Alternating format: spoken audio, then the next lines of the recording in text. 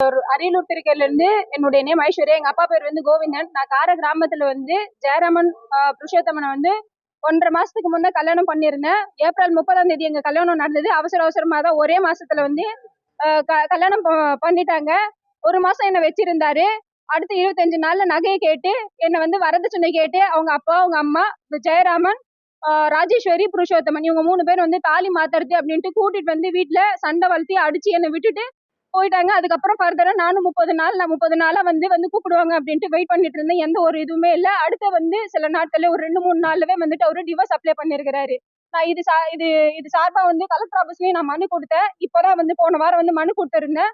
Plus வந்து சமூக நல பாதுகாப்பு மையத்திலயும் வந்து கொடுத்திருந்தேன். கலெக்டர் ஆபீஸ்ல இருந்துட்டு வந்து செஞ்சி மகளிர் காவல் நிலையத்துக்கு வந்து அந்த பெட்டிஷனை வந்து மூவ் பண்ணிருந்தாங்க. அங்க போன அந்த எஸ்ஐ மேடம் வந்து உங்களுக்கு வந்து எங்களால விசாரிக்க முடியாது, அவர் டிவோர்ஸ் வக்கீல கூட்டிட்டு வந்து டிவோர்ஸ் நோட்டீஸ் எடுத்துட்டு வந்து வச்சதும் எங்களால விசாரிக்க முடியாது அப்படின்ட்டு எதுவுமே இல்லாத எங்க அண்ணனையும் அருண்ராஜ் பிளஸ் வந்து கோவிந்தன் எங்க அப்பாவையும் 2 பேரையும் வந்து தகாதான வார்த்தைகளை பேசி அவங்க எங்களை வந்து அசிங்கப்படுத்தி புறக்கணிச்சாங்க சார். அங்க வந்து அவங்க அடியாளுங்களை கூட்டிட்டு வந்து எங்களை மிரட்டி எங்களை வந்து எங்களுக்கு எதுவுமே விசாரிக்கல சார். அடியாளுங்களை கூட்டிட்டு வந்து அடிக்கிறதுக்காக நின்றுட்டு இருக்காங்க. அந்த போலீஸ் மேடமும் வந்துட்டு எதுவுமே வந்து விசாரிக்கவே இல்லை சார். ஒரு சாதாரணமா ஒரு பொண்ணு தானே சார். அவங்களுக்கு இது மாதிரி நிகழ்ந்திருந்தா அவங்க என்ன வந்து யோசிச்சிருப்பாங்க.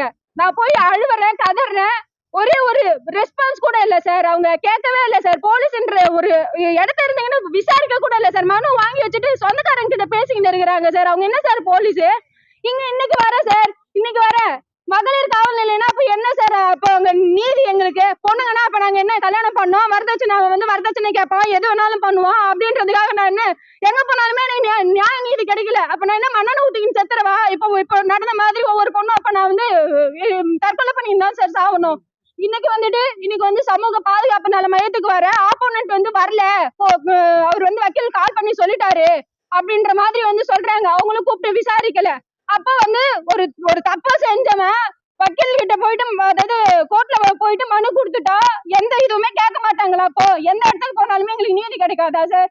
நீங்க தான் சார் இது வந்து தக்க நடவடிக்கை எடுக்கணும். மீடியா செஞ்சு மகளிர் காவல் நிலையம் பேர் தெரியல சார். SI madam sir. வரதட்சணை, வன்கொடுமை, அதாவது மாமியார் மாமனார் வந்து என்னன்னா நான் சென்னையில வேலை பார்த்துட்டு இருக்கேன் சார். என்ன வேலையெல்லாம் விட்டு வந்து நின்று நான் வந்து அடிமை மாதிரி ஊர்ல வந்து இருக்கணும் அப்படின்னு சொல்றாங்க சார். நான் கல்யாணம் பண்ணிட்டு போனது அவர் சென்னையில வேலை பாக்குறாரு அப்படின்றத நான் கல்யாணம் பண்ணிட்டு போனேன்.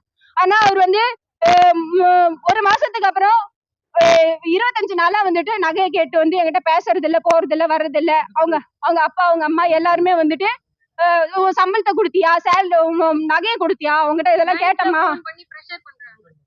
வேற சில காரணங்கள்லாம் காமிச்சு வந்து எங்களை வந்து என்ன அடிச்சாரு சார். நகை கேட்டாரு, வேற சில காரணங்கள், அதாவது நகை கேட்டா டைரக்டா வந்துட்டு வரதட்சணை கொடுமை நான் போயிடுவேன் அப்படின்றது வேற சில காரணங்கள் சொல்லி என்ன அடிச்சாரு. இப்ப வந்துட்டு டிவோர்ஸ் கொடுத்துட்டு டிவோர்ஸ் வந்து அப்ளை பண்ணிட்டு நான் கூட வாழ மாட்டேன் அப்படின்றாரு. ஒரு 57 நாள்ல ஒரு பொண்ணுக்கு இந்த மாதிரி நடந்ததுன்னா ஒவ்வொரு இடத்தையும் வந்து அநீதிக்கு வந்து இப்படி வந்து சப்போர்ட் பண்ணா அப்ப நாங்களாம் எப்படி சார் வாழறது? இதுக்கே பார்த்து கல்யாணம் பண்ணது சார். நான் லவ் பண்ணி கல்யாணம் பண்ணின்னு போகல. அப்போதைக்கு பொண்ணு வேணும்ன்றதுக்காக எங்க அப்பா கால்ல விழுந்து பொண்ணு கொடுத்தா போதும் அப்படின்ட்டு கல்யாணம் பண்ணின்னு போனாங்க. இன்னைக்கு வந்துட்டு 30 நாள் ஆச்சு சார். சண்டை நடந்து 30 நாள் ஆச்சு. அடுத்து வந்து 2 நாள்ல வந்து டிவோர்ஸ் அப்ளை பண்ணிருக்கிறாரு. எதுவுமே வந்து எங்க வீட்டு சைடுல வந்து பேசவும் இல்லை. நான் எங்க சொந்தக்காரங்க போயிட்டு வீட்டை போய் பாக்குறாங்க, வீடு பூட்டி இருக்குது. அவங்க வீட்டுல இருந்து யாருமே போனும் எடுக்கல. போன் அன்னோன் நம்பர்ல இருந்து, அதாவது எங்க சொந்தக்காரங்க எல்லாம் கால் பண்றாங்க, யாரு காலையுமே எடுக்கவும் இல்லை. இந்த மாதிரி நடந்தா நான் என்ன சார் பண்றது? வக்கீல் நோட்டீஸ் எல்லாமே அனுப்பியிருக்காரு சார். அப்ளை பண்ணிருக்காரு சார். வர்ற ஆகஸ்ட் 8ஆம் தேதி வந்து இறங்கி வந்திருக்கு சார். எடுக்கல சார். கல்யாணம் பண்ணிட்டாரு, போன் எடுக்கல, பிளாக் பண்ணிட்டாரு, நம்பரை பிளாக் பண்ணிட்டாரு. எங்க சொந்தக்காரங்க போயிட்டு வீட்டுல பாக்குறாங்க, வீடு பூட்டி இருக்குது.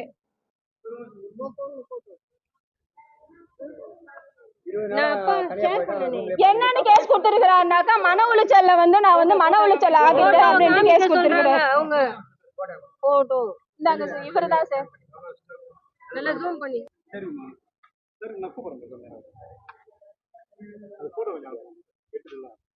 அனுப்புவாங்க. இரு எடுத்துக்கிறாங்க. யாருமே நம்பர் யாரும் வாங்கி வாட்ஸ்அப் இப்போ பாப்பா போன் இல்ல சார் நான் கல்யாணம் பண்ணவர் பேர் வந்து புருஷோத்தமன். அவங்க அப்பா அம்மா பேர் வந்து ஜெயராமன், ராஜேஸ்வரி. கார கிராமம் சார், கார கிராமம், செஞ்சி வட்டம். என்னுடைய நேம் ஐஸ்வர்யா. எங்க அப்பா அம்மா பேர் வந்து கோவிந்தன், சாந்தி.